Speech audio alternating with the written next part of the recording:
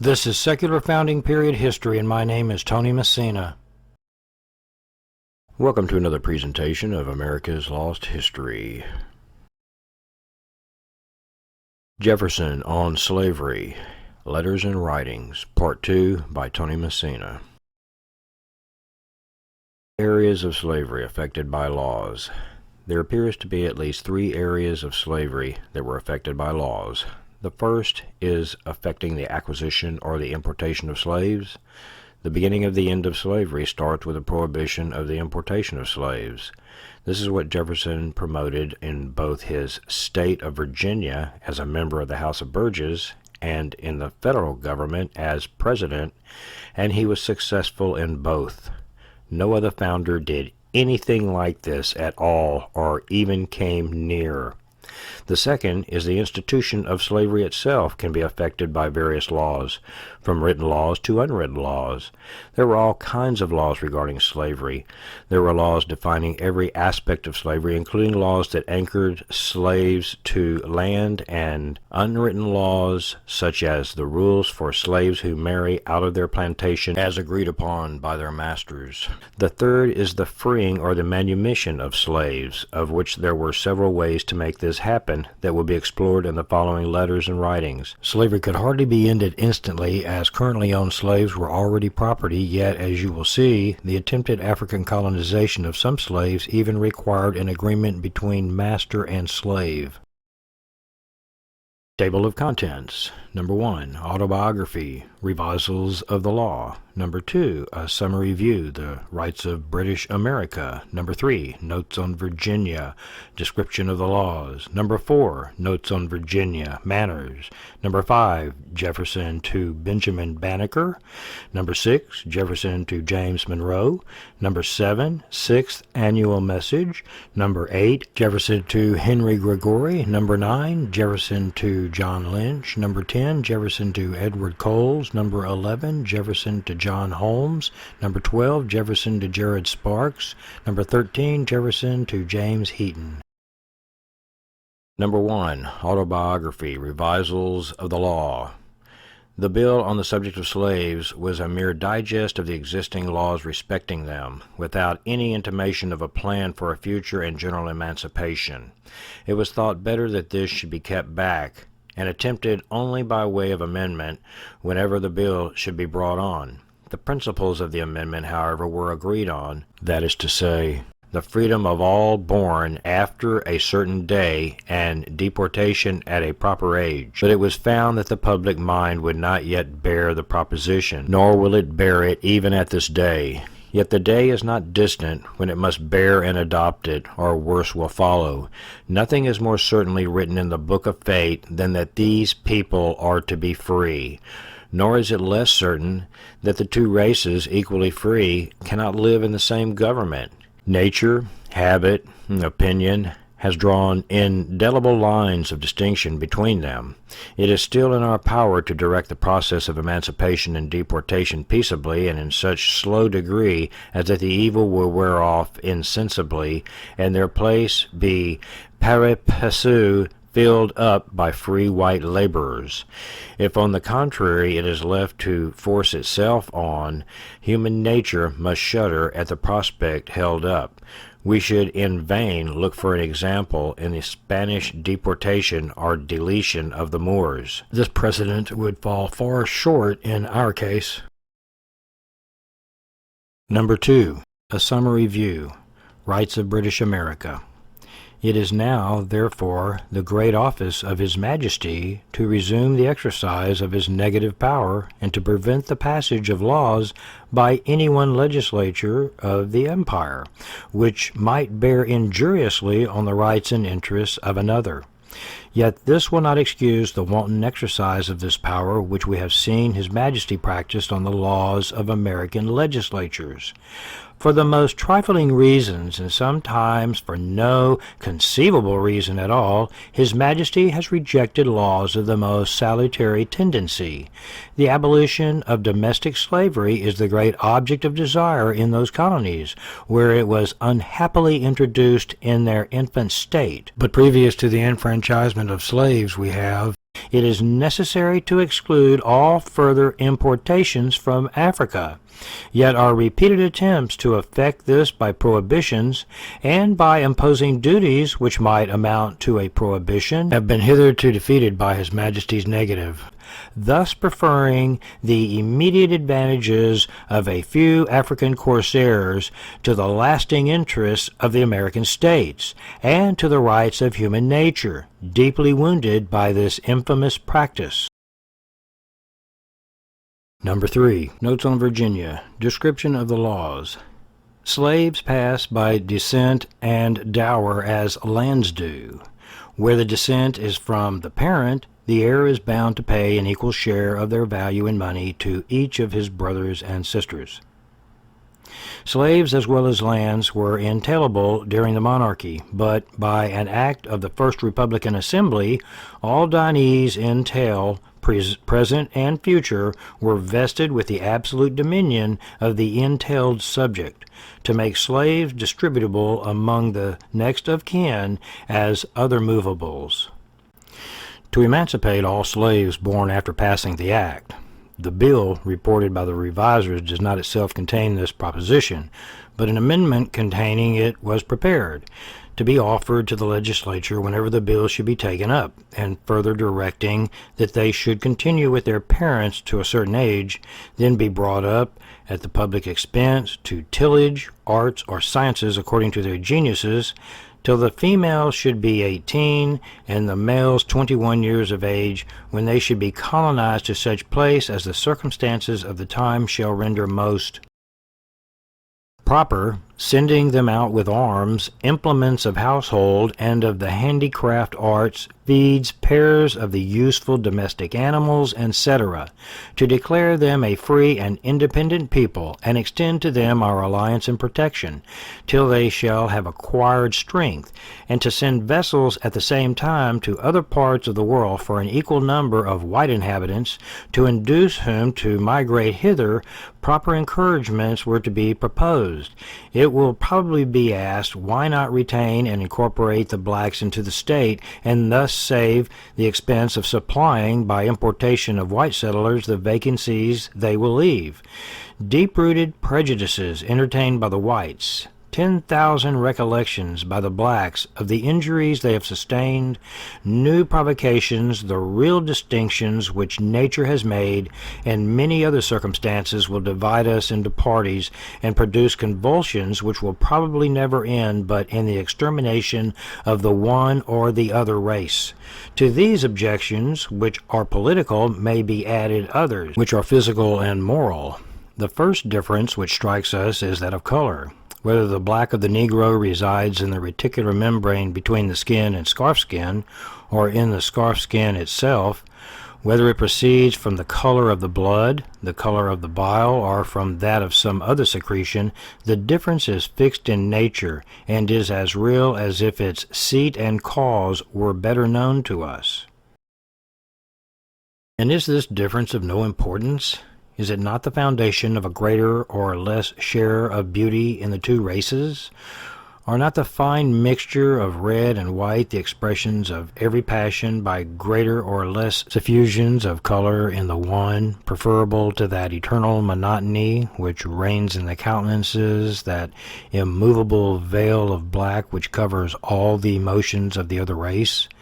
Add to these, flowing hair, a more elegant symmetry of form, their own judgment in favor of the white, declared by their preference of them, as uniformly as is the preference of the orangutan for the black women over those of his own species. The circumstances of superior beauty is thought worthy attention in the propagation of our horses, dogs, and other domestic animals. Why not in that of man? Besides those of color, figure, and hair, there are other physical distinctions proving a difference of race. They have less hair on the face and the body. They secrete less by the kidneys and more by the glands of the skin, which gives them a very strong and disagreeable odor. This greater degree of transpiration renders them more tolerant of heat and less so of cold than the whites. Perhaps, too, a difference of structure in the pulmonary apparatus, which a late ingenious experimentalist has discovered to be the principal regulator of animal heat, may have disabled them from extricating, in the act of inspiration, so much of that fluid from the outer air, or obliged them in expiration to part with more of it. They seem to require less sleep. A black, after hard labor through the day, will be induced by the slightest amusements to sit up till midnight, or later, though knowing he must be out with the first dawn of the morning. They are at least as brave and more adventuresome, but this may perhaps proceed from a want of forethought, which prevents their seeing a danger till it be present. When present, they do not go through it with more coolness or steadiness than the whites. They are more ardent after their female, but love seems with them to be more an eager desire than a tender, delicate mixture of sentiment and sensation. Their griefs are transient. Those numberless afflictions which render it doubtful whether heaven has given life to us in mercy or in wrath are less felt and sooner forgotten with them. In general, their existence appears to participate more of sensation than reflection. To this must be ascribed their disposition to sleep when abstracted from their diversions and unemployed in labor. An animal whose body is at rest and who does not reflect must be disposed to sleep, of course. Comparing them by their faculties of memory, reason, and imagination, it appears to me that in memory they are equal to the whites, in reason much inferior, as I think one could scarcely be found capable of tracing and comprehending the investigations of Euclid, and that in imagination they are dull, tasteless, and anomalous. It would be unfair to follow them to Africa for this investigation. We will consider them here on the same stage with the whites, and where the facts are not apocryphal on which a judgment is to be formed. It will be right to make great allowance for the difference of condition, of education, of conversation, of the sphere in which they move. Many millions of them have been brought to and born in America. Most of them, indeed, have been confined to tillage, to their own homes, and their own society, yet many have been so situated that they might have availed themselves of the conversation of their masters. Many have been brought up to the handicraft, arts, and from that circumstance have always been associated with the whites. Some have been liberally educated, and all have lived in countries where the arts and sciences are cultivated to a considerable degree, and have had before their eyes samples of the best works from abroad. The Indians, with no advantage of this kind, will often carve figures on their pipes not destitute of design and merit. They will crayon out an animal, a plant, or a country, so as to prove the existence of a germ in their minds, which only wants cultivation. They astonish you with strokes of the most sublime oratory, such as prove their reason and sentiment strong, their imagination glowing and elevated. But never yet could I find that a black had uttered a thought above the level of plain narration, never seen even an elementary trait of painting or sculpture. In music they are more generally gifted than the whites, with accurate ears for tune and time, and they have been found capable of imagining a small catch. The improvements of the blacks in body and mind, in the first instance of their mixture with the whites, has been observed by everyone, and proves that their inferiority is not the effect merely of their condition of life. We know that among the Romans, about the Augustan age especially, the condition of their slaves was much more deplorable than that of the blacks on the continent of America. Number 4. Notes on Virginia. Manners. It is difficult to determine on the standard by which the manners of a nation may be tried, whether Catholic or particular. It is more difficult for a native to bring to that standard the manners of his own nation, familiarized to him by habit. There must doubtless be an unhappy influence on the manners of our people produced by the existence of slavery among us. The whole commerce between master and slave is a perpetual exercise of the most boisterous passions, the most unremitting despotism on the one part, and degrading submissions on the other part. Our children see this, and learn to imitate it, for man is an imitative animal. This quality is the germ of all education in him.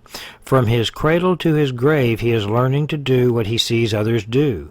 If a parent could find no motive either in his philanthropy or his self-love for restraining the intemperance of passion towards his slave, it should always be a sufficient one that his child is present. But generally it is not sufficient. The parent storms, the child looks on, catches the lineament of wrath, puts on the same airs in the circle of smaller slaves, gives a loose to his worst of passions, and thus nursed, educated, and daily exercised in tyranny, cannot but be stamped by it with odious peculiarities. That man must be a prodigy who can retain his manners and morals undepraved by such circumstance. And with what execration should the statesman be loaded, who, permitting one half the citizens thus to trample on the rights of the other, transforms those into despots and these into enemies, destroys the morals of the one part and the amor patriae of the other. For if a slave can have a country in this world, it must be any other in preference to that in which he is born to live and labor for another, in which he must lock up the faculties of his nature, contribute as far as depends on his individual endeavors to the evanishment of the human race, or entail his own miserable condition on the endless generations proceeding from him. With the morals of the people, their industry also is destroyed. For in a warm climate no man will labor for himself who can make another labor for him. This is so true that of the proprietors of slaves, a very small proportion indeed are ever seen to labor. And can the liberties of a nation be thought secure when we have removed their only firm basis, a conviction in the minds of the people that the liberties are of the give of God, that they are not to be violated but with his wrath? Indeed, I tremble for my country when I reflect that God is just, that his justice cannot sleep forever, that considering numbers, nature, and natural means only, a revolution of the wheel of fortune in exchange of situation is among possible events, that it may become probable by supernatural interference. The Almighty has no attribute which can take side with us in such a contest, but it is impossible to be temperate and to pursue this subject through the various considerations of policy, of morals, of history, natural and civil. We must be contented to hope they will force their way into everyone's mind. I think a change already perceptible since the origin of the present revolution. The spirit of the master is abating, that of the slave rising from the dust, his condition mollifying, the way I hope preparing under the auspices of heaven for a total emancipation, and that this is disposed in the order of events to be with the consent of the master rather than by their extirpation. Number 5, from Thomas Jefferson to Benjamin Banneker, August 30, 1791. Sir, I thank you sincerely for your letter of the 19th instant, and for the almanac it contained. Nobody wishes more than I do to see such proofs as you exhibit, that nature has given to our black brethren talents equal to those of the other colors of men, and that the appearance of a want of them is owing merely to the degraded condition of their existence both in Africa and America. I can add with truth that nobody wishes more ardently to see a good system commenced for raising the condition both of their body and mind to what it ought to be, as fast as the imbecility of their present existence and other circumstances which cannot be neglected will admit. I have taken the liberty of sending your almanac to Monsieur de Condorcet, Secretary of the Academy of Sciences at Paris, the member of the Philanthropic Society, because I consider it as a document to which your whole color had a right for the justification against the doubts which have been entertained of them. I am with great esteem, sir, your most obedient humble servant. Number 6, from Thomas Jefferson to James Monroe, November 24, 1801. Dear Sir, I had not been unmindful of your letter of June 15th, covering a resolution of the House of Representatives of Virginia, and referred to in yours of the 17th instant.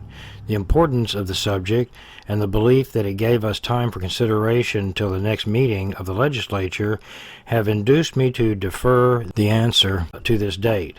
You will perceive that some circumstances connected with the subject and necessarily presenting themselves to view would be improper but for yours in the legislative ear. Their publication might have an ill effect in more than one quarter. In confidence of attention to this, I shall indulge greater freedom in writing. Common malefactors, I presume, make no part of the object of that resolution. Neither their numbers nor the nature of their offenses seem to require any provision beyond these practiced theretofore, and found adequate to the repression of ordinary crimes.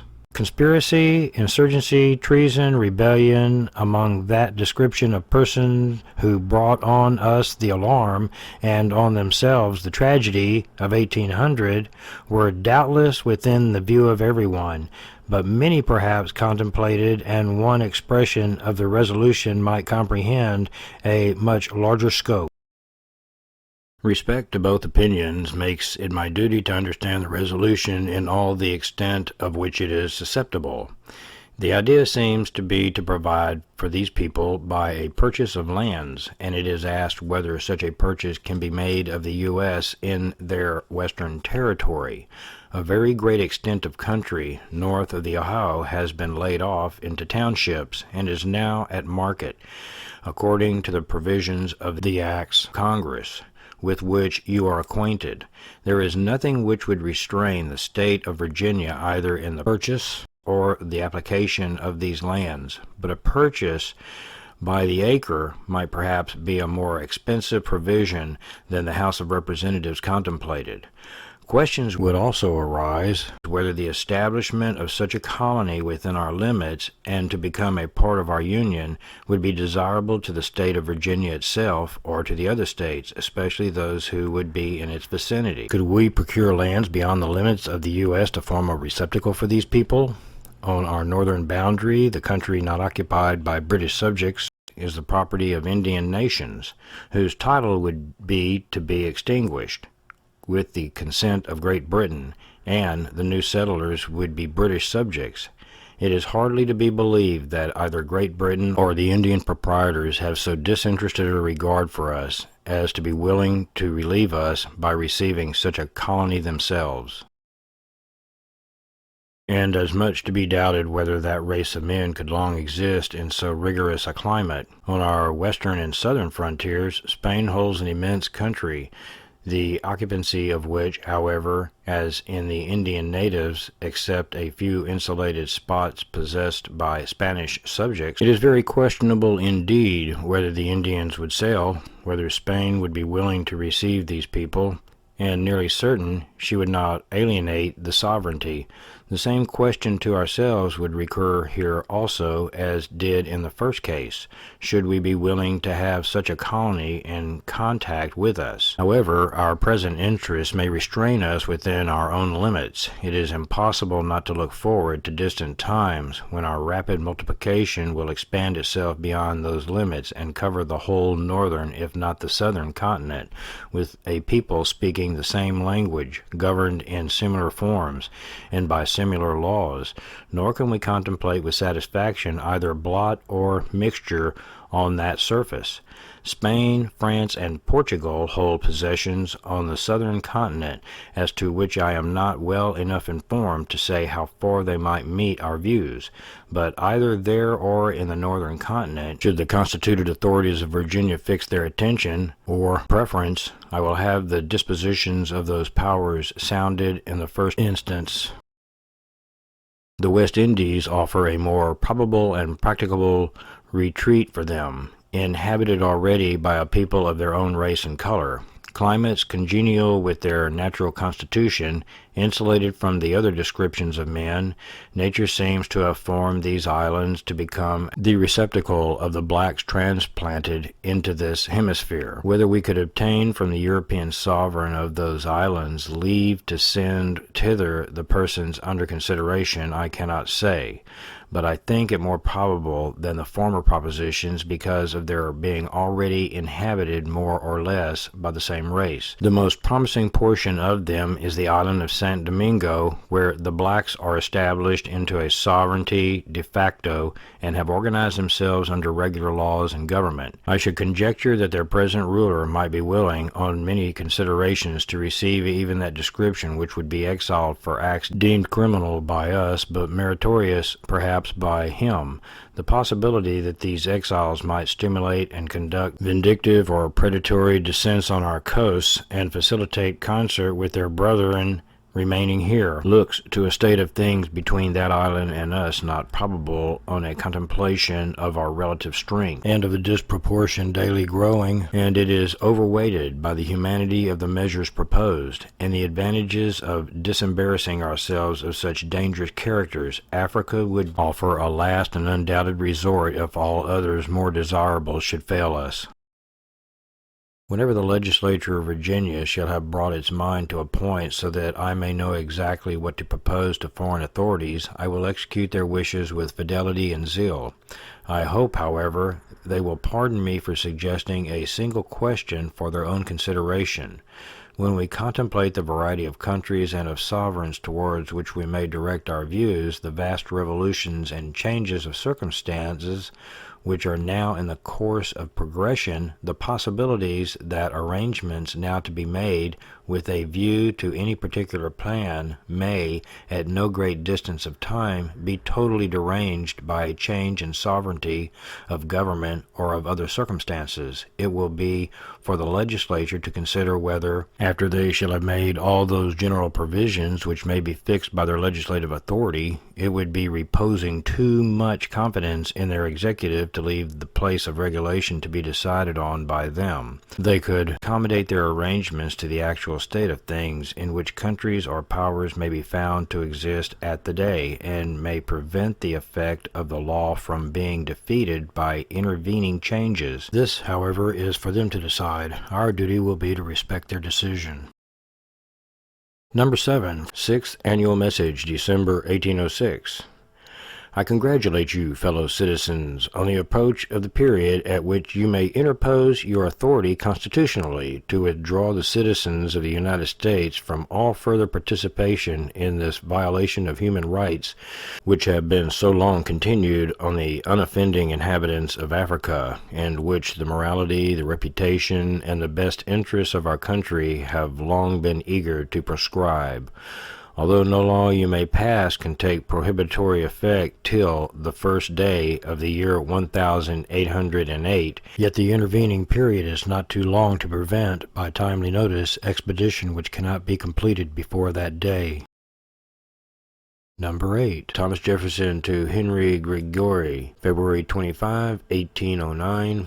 Sir, I received the favor of your letter of August 17th, and with it the volume you were so kind to send me on the literature of Negroes. Be assured that no person living wishes more sincerely than I do to see a complete refutation of the doubts I have myself entertained and expressed on the grade of understanding allotted to them by nature, and to find that in this respect they are on a par with ourselves. My doubts were the result of personal observation on the limited sphere of my own state, where the opportunities for the development of their genius were not favorable, in those of exercising it still less so. I express them, therefore, with great hesitation, but whatever be their degree of talent, it is no measure of their rights. Because Sir Isaac Newton was superior to others in understanding, he was not therefore lord of the person or property of others.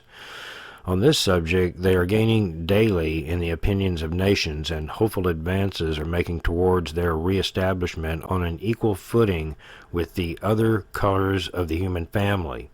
I pray you, therefore, to accept my thanks for the many instances you have enabled me to observe of respectable intelligence in that race of men, which cannot fail to have effect in hastening the day of their relief, and to be assured of the sentiments of high and just esteem and consideration which I tender to yourself with all sincerity. Number 9. Thomas Jefferson to John Lynch, January 21, 1811. Sir, you have asked my opinion on the proposition of Mrs. Mifflin to take measures for procuring on the coast of Africa an establishment to which the people of color of these states might, from time to time, to be colonized under the auspices of different governments. Having long ago made up my mind on this subject, I have no hesitation in saying that I have ever thought it the most desirable measure which could be adopted, for gradually drawing off this part of our population most advantageously for themselves as well as for us. Going from a country possessing all the useful arts, they might be the means of transplanting them among the inhabitants of Africa, and would thus carry back to the country of their origin the seeds of civilization which might render their sojournment and sufferings here a blessing in the end to that country. I received in the first year of my coming into the administration of the general government a letter from the government of Virginia, Colonel Monroe, consulting me, at the request of the legislature of the state, on the means of procuring some such asylum to which these people might be occasionally sent. I proposed to him the establishment of Sierra Leone, to which a private company in England had already colonized a number of Negroes, and particularly the fugitives from the States during the Revolutionary War, and at the same time suggested, if this could not be obtained, some of the Portuguese possessions in South America as next most desirable.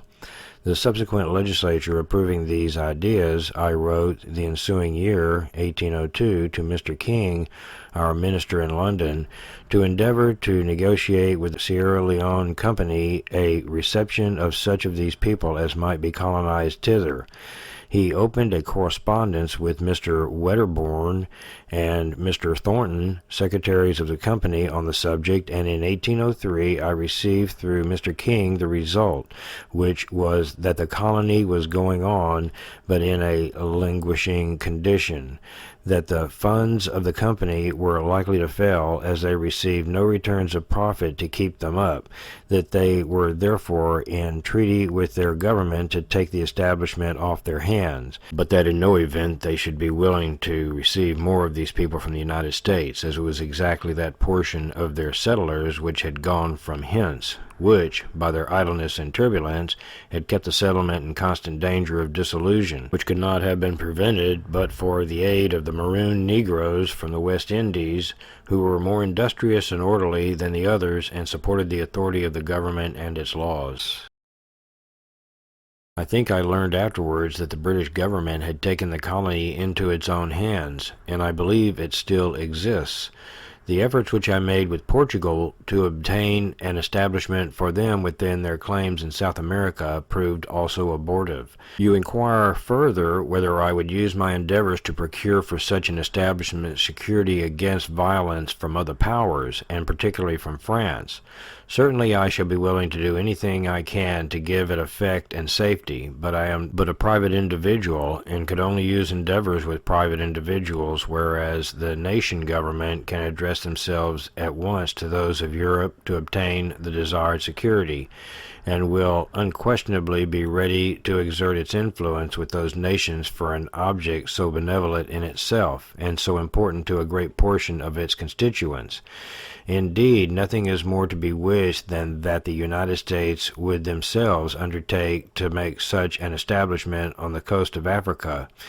Exclusive of motives of humanity, the commercial advantages to be derived from it might repay all its expenses, but for this the national mind is not yet prepared. It may perhaps be doubted whether many of these would voluntarily consent to such an exchange of situation, and very certain that few of those advanced to a certain age in habits of slavery would be capable of self-government.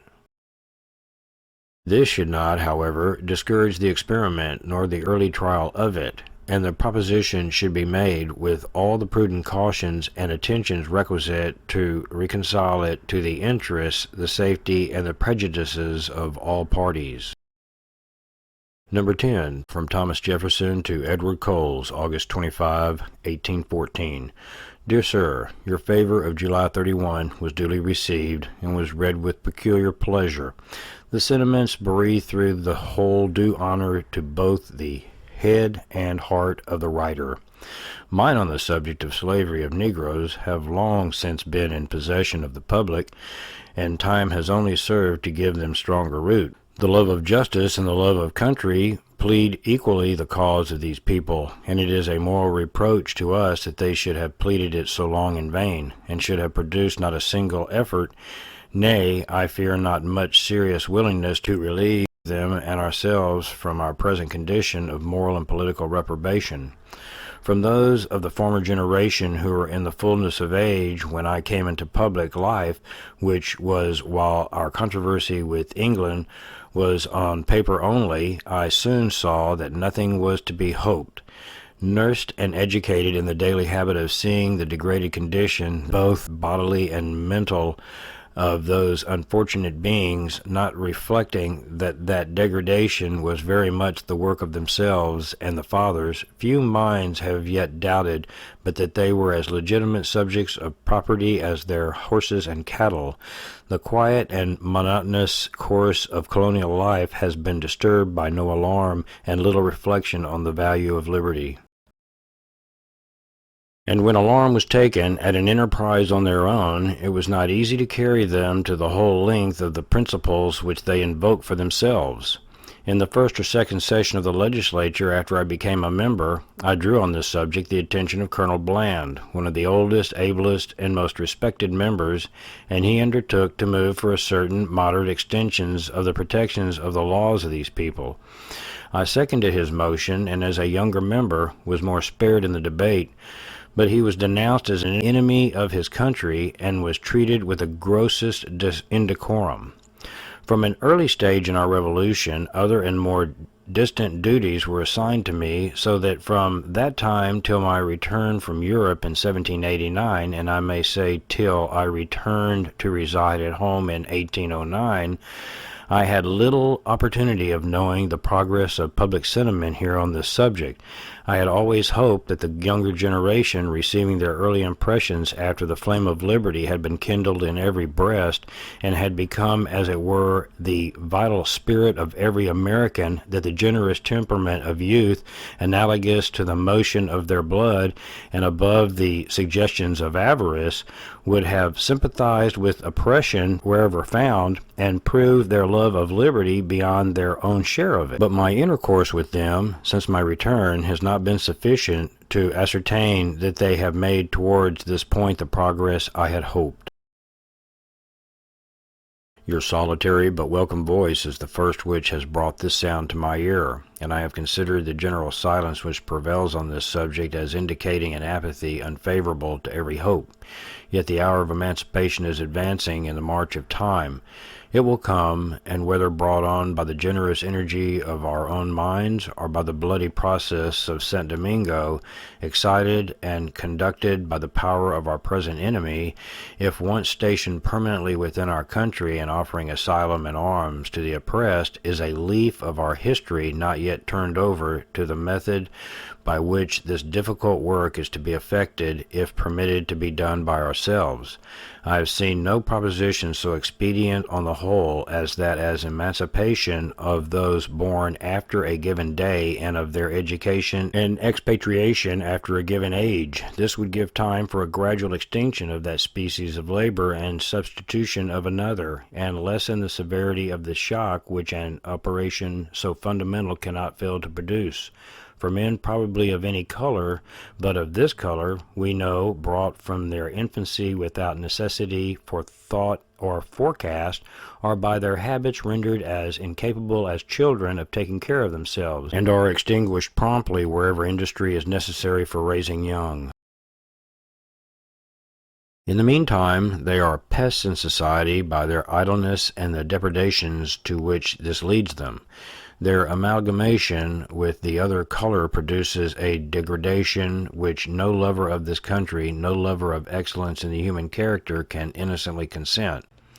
I am sensible of the partialities with which you have looked towards me as the person who should undertake this salutary but arduous work, but this, my dear sir, is like bidding old Priam to buckle the armor of Hector. No, I have overlived the generation with which mutual labors and perils begat mutual confidence and influence.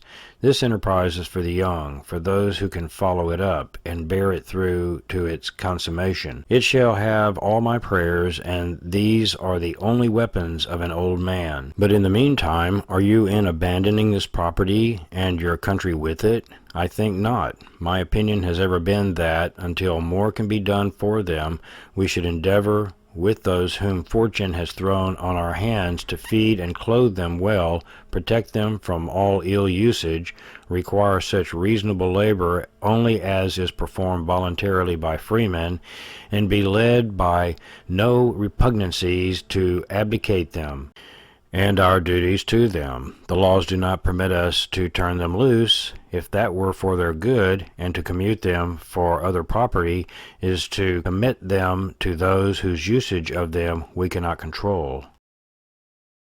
I hope then, my dear sir, you will reconcile yourself to your country and its unfortunate condition, that you will not lessen its stock of sound disposition by withdrawing your portion from the mass, that on the contrary you will come forward in the public councils, become the missionary of this doctrine truly Christian, insinuate and inculcate it softly but steadily through the medium of writing and conversation, associate others in your labors, and when the phalanx is formed, bring on and press the proposition perseveringly until accomplishment. It is an encouraging observation that no good measure was ever proposed which, if duly pursued, failed to prevail in the end. We have proof of this in the history of the endeavors in the English Parliament to suppress that very trade which brought this evil on us. And you will be supported by the religious precept, "Be not weary in well-doing," that your success may be as speedy and complete as it will be of honorable and immortal consolation to yourself. I shall as fervently and sincerely pray as I assure you of my great friendship and respect. Number 11, from Thomas Jefferson to John Holmes, April 22, 1820. I thank you, dear sir, for the copy you have been so kind as to send me of the letter to your constituents on the Missouri question. It is a perfect justification to them. I had for a long time ceased to read newspapers or pay any attention to public affairs, confident they were in good hands, and content to be a passenger in our bark to the shore from which I am not distant. But this momentous question, like a fire bell in the night, awakened and filled me with terror. I considered it at once as the knell of the Union. It is hushed, indeed, for the moment, but this is a reprieve only, not a final sentence. A geographical line coinciding with a marked principle, moral and political, once conceived and held up to the angry passions of men, will never be obliterated, and every new irritation will mark it deeper and deeper. I can say with conscious truth that there is not a man on earth who would sacrifice more than I would to relieve us from this heavy reproach in any practicable way. The concession of that kind of property for so it is misnamed, is a bagatelle which would not cost me a second thought if, in that way, a general emancipation and expatriation could be effected, and gradually and with due sacrifices, I think it might be. But as it is, we have the wolf by the ears, and we can neither hold him nor safely let him go. Justice is in one scale, and self-preservation in the other. Of one thing I am certain, that is, the passage of slaves from one state to another would not make a slave of a single human being who would not be so without it, so their diffusion over a greater surface would make them individually happier and proportionally facilitate the accomplishment of their emancipation by dividing the burden on a greater number of coadjutors.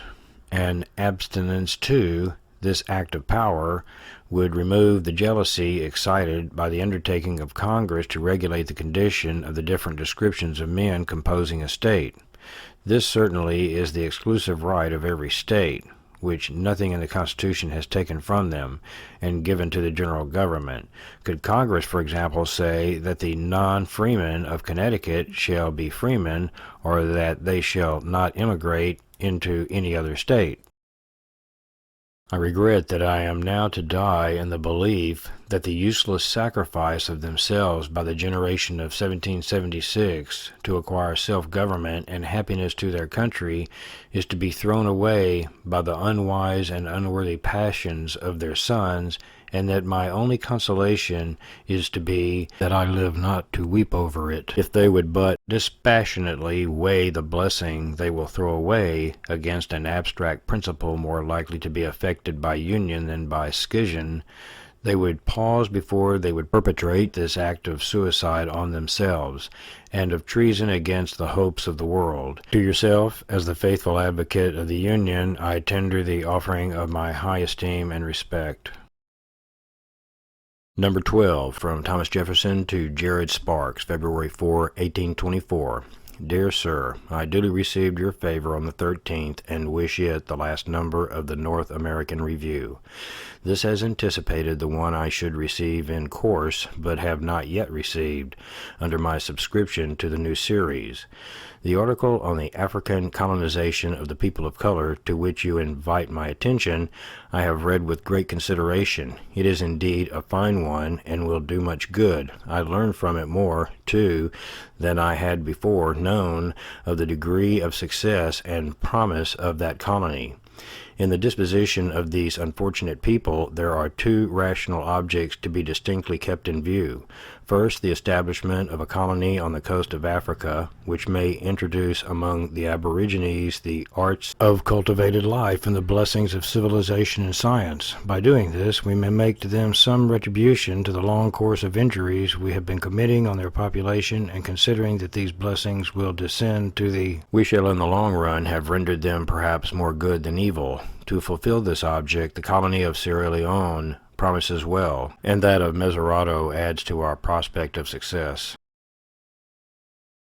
Under this view, the Colonization Society is to be considered as a missionary society, having in view, however, objects more humane, more justifiable, and less aggressive on the peace of other nations than the others of that appellation. The subject-object, and the most interesting to us as coming home to our physical and moral characters, to our happiness and safety, is to provide an asylum to which we can, by degrees, send the whole of that population from among us, and establish them under our patronage and protection as a separate, free, and independent people in some country and climate friendly to human life and happiness. That any place on the coast of Africa should answer to the latter purpose, I have ever deemed entirely impossible, and without repeating the other arguments which have been urged by others, I will appeal to figures only which admit no controversy. I shall speak in round numbers, not absolutely accurate, yet not so wide from truth as to vary the result materially. There are in the United States 1.5 million of people of color in slavery. To send off the whole of these at once, nobody conceives to be practicable for us or expedient for them. Let us take 25 years for its accomplishment, within which time they will be doubled. Their estimated value as property in the first place, for actual property has been lawfully vested in that form, and who can lawfully take it from the possessors, at an average of $200 each, young and old, would amount to 600 millions of dollars, which must be paid or lost by somebody. To this, add the cost of their transportation by land and sea to Meserado, a year's provision of food and clothing, implements of husbandry, and of their trades, which will amount to 300 millions more, making 36 millions of dollars a year for 25 years, with insurance of peace all the time, and it is impossible to look at the question a second time. I am aware that at the end of about 16 years the gradual detraction from this sum will commence, from the gradual diminution of breeders, and go on during the remaining 9 years. Calculate this deduction, and it is still impossible to look at the enterprise a second time. I do not say this to induce an inference that the getting rid of them is forever impossible, for that is neither my opinion nor my hope, but only that it cannot be done this way. There is, I think, a way in which it can be done, that is, by emancipating the afterborn, leaving them on due compensation with their mothers until their services are worth their maintenance, and then putting them to industrious occupations until a proper age for deportation. This was the result of my reflections on the subject 45 years ago, and I have never yet been able to conceive any other practicable plan. It was sketched in the notes on Virginia under the 14th query. The estimated value of the newborn infant is so low, say $12.50, that it would probably be yielded by the owner gratis, and would thus reduce the 600 millions of dollars, the first head of expense, to 37 millions and a half, leaving only the expense of nourishment with the mother and of transportation. And from what fund are these expenses to be furnished? Why not from that of the lands which have been ceded by the very states now needing this relief, and ceded on no consideration for the most part but that of the general good of the whole? These cessions already constitute 1/4 of the states in the Union. It may be said that these lands have been sold, are now the property of the citizens composing those states, and the money long ago received and expended.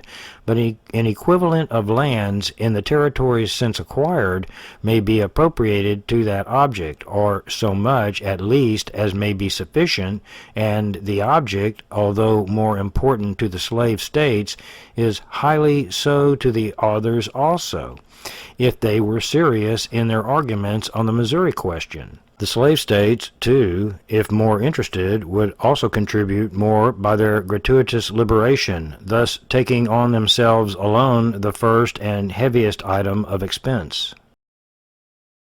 In the plan sketched in the notes on Virginia, no particular place of asylum was specified, because it was thought possible that in the revolutionary states of America then commenced, events might open to us some one within practicable distance. This has now happened. San Domingo has become independent, and with a population of that color only, and if the public papers are to be credited, their chief offers to pay their passage, to receive them as free citizens, and to provide them employment. This leaves, then, for the general confederacy no expense but of nurture with the mother a few years, and would call, of course, for a very moderate appropriation of the vacant lands. Suppose the whole annual increase to be of 60,000 effective berths, 50 vessels of 400 tons burthen each, constantly employed in that short run would carry off the increase of every year, and the old stock would die off in the ordinary course of nature, lessening from the commencement until its final disappearance. In this way, no violation of private right is proposed. Voluntary surrenders would probably come in as fast as the means to be provided for their care would be competent to it. Looking at my own state only, and I presume not to speak for the others, I verily believe that this surrender of property would not amount to more annually than half our present direct taxes, to be continued fully about 20 or 25 years, and then gradually diminishing for as many more until their final extinction. And even this half-tax would not be paid in cash, but by the delivery of an object which they have yet known or counted as part of their property, and those not possessing the object will be called on for nothing. I do not go into all the details or the burdens and benefits of this operation, and who could estimate its blessed effects? I leave this to those who will live to see their accomplishment, and to enjoy a beatitude forbidden to my age. But I leave it with this admonition, to rise and be doing. 1.5 million are within their control, but 6 millions, which a majority of those now living will see them attain, and 1 million of these fighting men will say, "We will not go."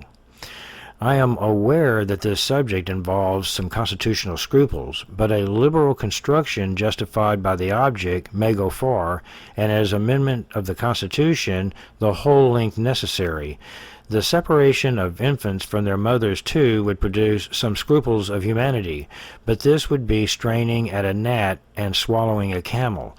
I am much pleased to see that you have taken up the subject of the duty on imported books.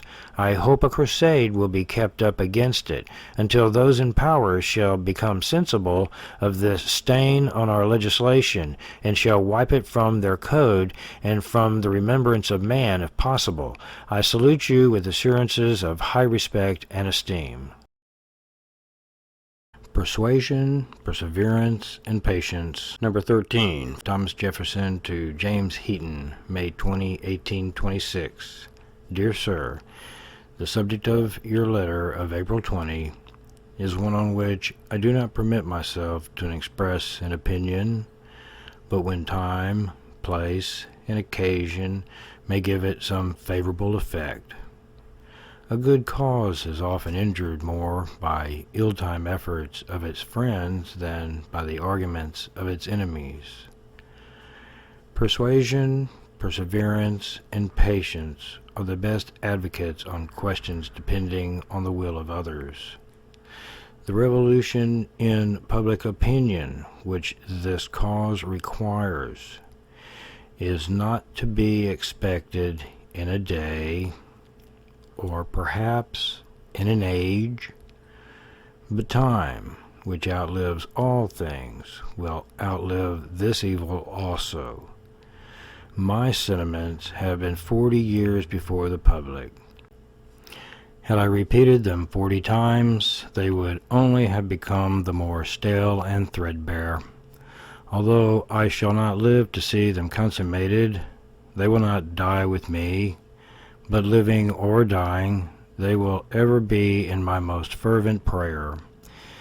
This is written for yourself and not for the public, in compliance with your request of 2 lines of sentiment on the subject. Accept the assurance of my goodwill and respect.